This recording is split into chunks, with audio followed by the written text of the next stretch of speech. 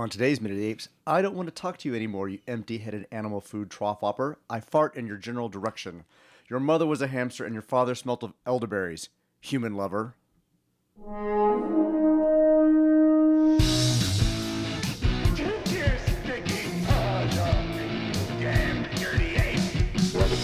Divine bomb. The only good human is a dead human. There is fire, there is smoke. Now fight the apes! The minute of the apes. The minute of the apes. The minute of the apes. The minute of the apes.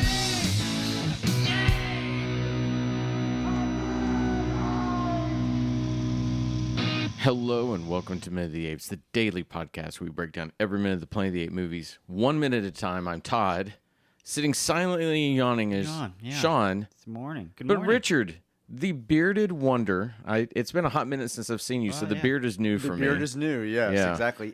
The last time I saw you was about the same time this movie released. It was kind of crazy. That's kind of true.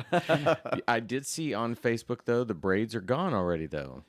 So the braids only last a few days. Oh, did they really? Well, the braid itself stays in, but the hair around it starts to get frizzy and fuzzy. That makes sense. As you sleep in it and work out it and so on. So after about 3 days, I went ahead and took them down. Are you not wearing a cap to bed or anything? Or sleeping up on your show? I do have a chin up? silk bonnet that There I you go. sleep in. Of course you yes. did. Yeah. So for those that did not see it, he took his long hair now and put them in Viking braids. Viking braids. Okay. Yeah, well, I mean, anything else would be a little more like cultural appropriation if they get with little tighter braids. Right. This is more like the show Vikings, where it had a side braid on each side. Right. And then the top was kind of weaved together in a hatch pattern and pulled back into that ponytail you see. Right. So, yeah. I do have to tell you that I showed it to Shilling. Yeah. For those of you new to the thing, my wife. And she looked at it and just turned to me and said, "No," Because she wants some. no. She said, So "I was just you can't grow your hair out and do it. because I had long hair when I was a serious musician boy, and she has always been like, don't you ever go back." So she saw yours and was like, "No," and I was like, "Okay, did not ask, baby."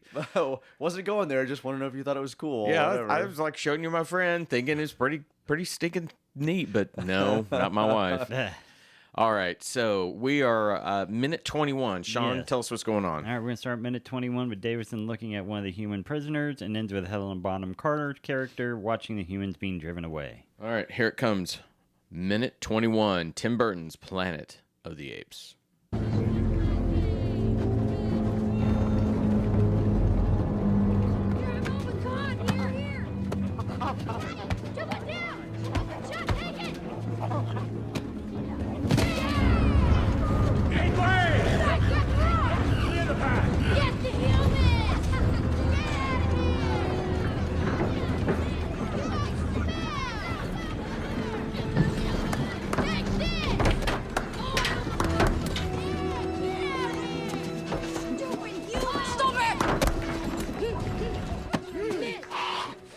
Who told you you could throw stones at humans? My father. Did he? Oh, he's wrong. Very wrong. And you can tell him from me. I said so. Human lover.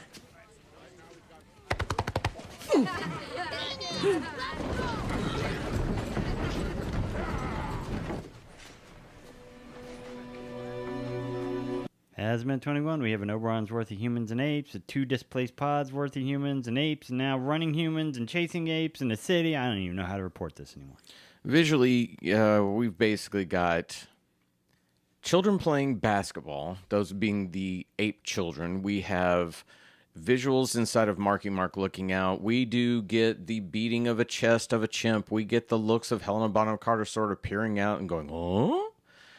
We then have the confrontation one-on-one between the little gorilla baby and Helena Bonham Carter, basically kind of almost maybe abusing a child. Well, is it abuse? Oh, sorry. Is it abuse if it's deserved? Wow, okay. That may be a point, Sean, but it's not a very visually arresting. It's not her kid, so Right. she should not be laying hands on. It is not a visually arresting moment, but it is the moment at hand. So, thoughts? I do like the fact that we have the kids playing basketball and they're using their feet like hands. You know, they start off with him like grabbing it between his feet and throwing it up in the air, and they're kicking it every now and then and stuff. It's described as a group of young gorilla kids who are playing a soccer-like game. In this game, however, they use their prehensile feet to manipulate the ball. Several young apes rush up and throw a volley of stones at Leo's cart. What is that weird look of the one-eyed man lying down in the cart, scowling at Davidson. I didn't know the purpose of that kind of little like. Well, I don't know if he's supposed to be sick or something because he looks like he's covered in scab or Maybe yeah. maybe he's supposed to be dead. I guess I that might make a little more sense. Like he realizes his fate by looking down and seeing it, but it was just kind of a weird cut to this random dude lying down in the cart. Going back to the basketball game real quick, if you're just going to have a guy sitting right next to the goal on the wall, why don't you just pass to him every time? Well, okay, so I want to get back to the basketball thing because at first it really bothered me because I thought, okay, we are just 100% going to put forward a very human game. That now, they kept the game alive somehow? but it's not the most unique of games. The idea of you have a basket that you have to throw your ball through, but that hybrid of that it's sort of passed around with your feet. Yeah. At first I was like, this is crap. And then I thought, no, well, the film that we sort of judge all against, you know, some of the first things, there are cigars, there are taking photographs, there are things like that are very human ideas, so they're passed on. So at first I was sitting there being all high and mighty thinking, well, that was created in 1946, and the guy that created James Naismith, I knew it. And then I thought, boy, I'm being so pretentious and absolutely stupid because what I've asked for numerous times were these kind of lifting of what we consider to be norms, and they somehow make it into this Planet of the Apes. I was a little odd criticism to kind of. I just seen, hey, we have a street scene with a bunch of kids, which is something you'd see in almost any kind of city, right? playing Any soccer, city doing some type of game with sticks or stones or with a Hockey, basketball or something like that on skates, you know, all that kind of stuff. So I thought it was a very kind of nice moment to see these kids running around. In front And of to the be car. fair, I was wrong. Once I kind of backed away from it, I thought, okay, that's exactly what I want it to be, is that juxtaposition of our society into theirs. I do find that Marky Mark seems incredibly unmoved, but coming into this city, you know, have we had the Charlton Heston, oh my God, they speak kind of moment? You know, No, I we mean, really not had him shocked by any of this, Because have we? it went from crashing to 2 minutes later he's running through the jungle because people are chasing him, and then he sees the apes chasing the people, and then he's caught, and then here. So No, there's the moment where Thade says, "Don't look at me," and he reaches over and touches General Ursus. his feet, foot, like crawling back. So he has kind of a what the fuck moment, but he doesn't really. He doesn't seem immensely impacted by this. He's just kind of running into this and maybe it's all the Botox. I don't know. His face is not moving in much. Giving me any expression that I expect for the Shocking New World. Well, this is a practice for The Happening. Whenever he's in that movie and just looking around at the wind. Wait. The wind is going to kill us? You're absolutely right that he did react to Tim Roth and then Michael Clark Duncan. God, that's such a weird name. I always want to say that. Michael Duncan Clark. I do too. But he still seems like a person who's come into this environment. I mean, and yeah. it's not looking like, what the why fuck? wouldn't you be talking to the other humans saying, what the hell is going on? Why are they capturing? How can they talk? What is going on here? Right. It's a weird thing, and I don't want to put that upon him alone because that's both a screenplay, a director, everything. All the choices in that are just. We're supposed to be taking it in, I guess, in the same way that he's taking it in. He's not reacting to anything quite yet. You know, I did find Helena Bonham Carter's entrance is a little odd, but go ahead. I just want to say to finish that point, and when he's not acting shocked by it, then he's my surrogate human. I don't feel shocked by it. All right. And so I think that's kind of where I'm like, I don't really feel the sense of wonder that I did with the first film. I mean, it looks good. I think the makeup looks great, but I don't have that sense of wonder that Charlton was able to give to us. Now, Helena's entrance. So we're 20 seconds in, and there's this trestle with vines on it, and for whatever reason, her head just whips completely around that trestle. Like, what? And I'm like, whoa, what? That's an entrance for one of your lead characters. Was just kind of this weird head whip, right? And is she whipping her head because she wants to see the cart? Is she whipping her head because she wants to look at the kids playing basketball? Like, there's no reason for her sudden movement. She could have just she's got a pier behind her. The two of them could have just walked into the scene as opposed to her sudden like craning her neck around that trestle. It was very unusual. It is, and the easy joke there is you kept saying whipping her head. I thought, does she want to be a part of the Will Smith family that whip my hair back and forth? Yeah. But it is a very weird kind of Odd crank around with the The immediate thing that I noticed, and I remember when Sean and I saw this in the theaters all those years ago, I immediately thought with her makeup, they've tried to make an ape pretty. Yeah, they definitely feminized it. That was in my notes. I want to know why all the female apes have very minimal, if any, facial hair versus the rest of the apes that all the males have lots of. Even that little kid we're about to see has facial hair.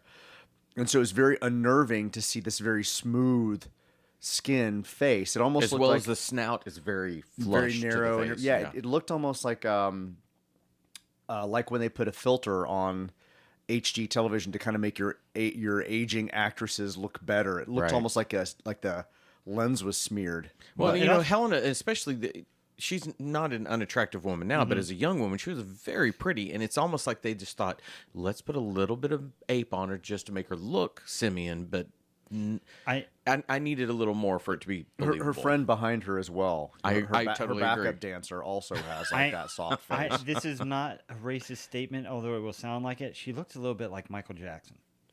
There is an element to I don't the way disagree with that. they Yeah. did her eyes and her makeup. mouth, and because Michael Jackson at the end had that very thin Very nose. thin nose, yeah. And so on her complexion, the color they made her.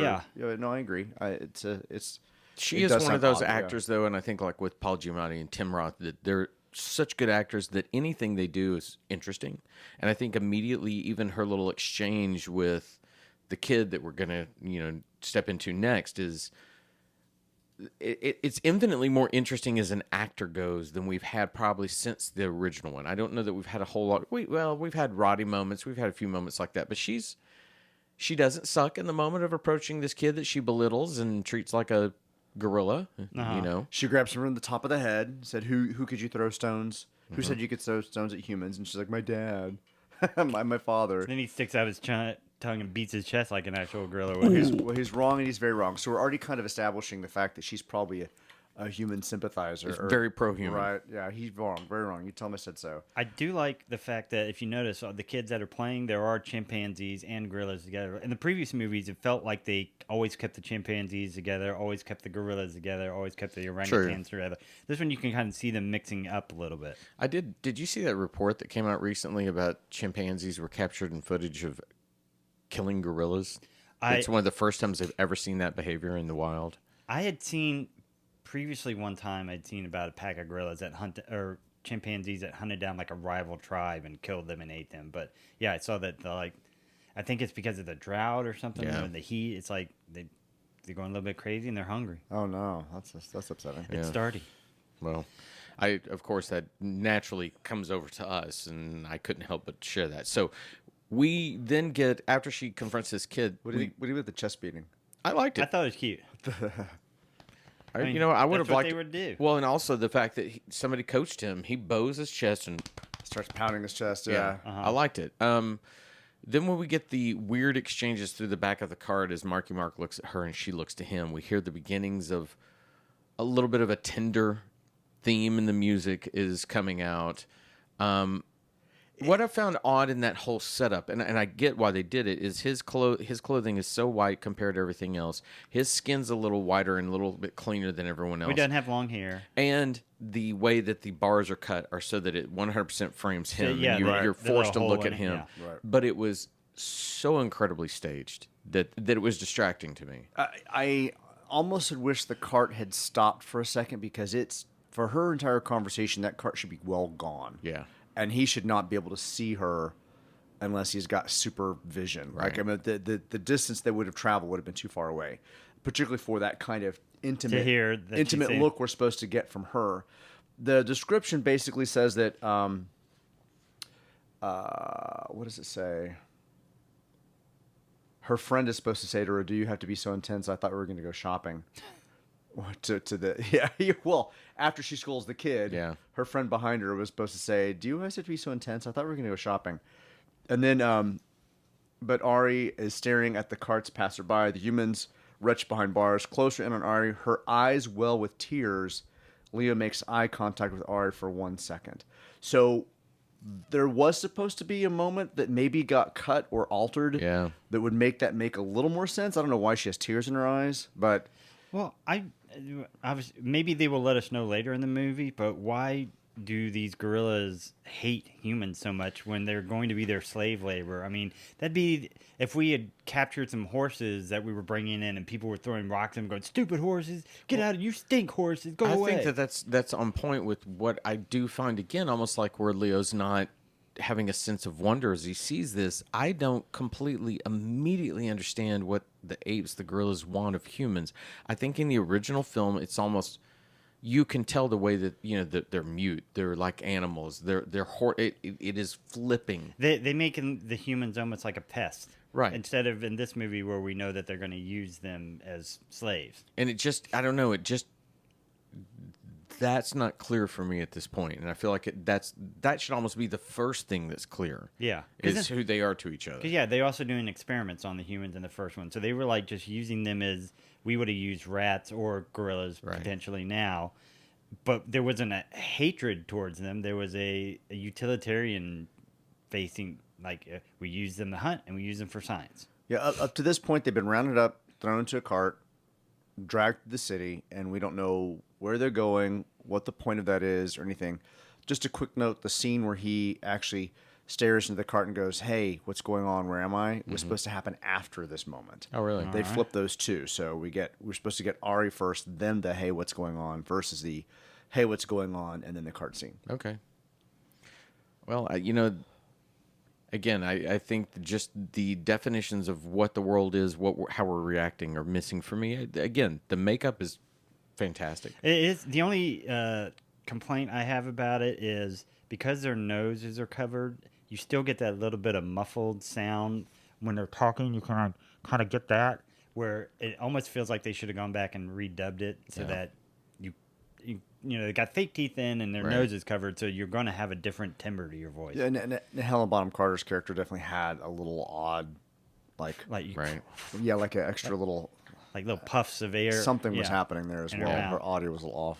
All right. Well, I think that's minute 21 in the bag, right? Yeah. We get to meet Helena Bonham Carter. All right. Helena, we love you.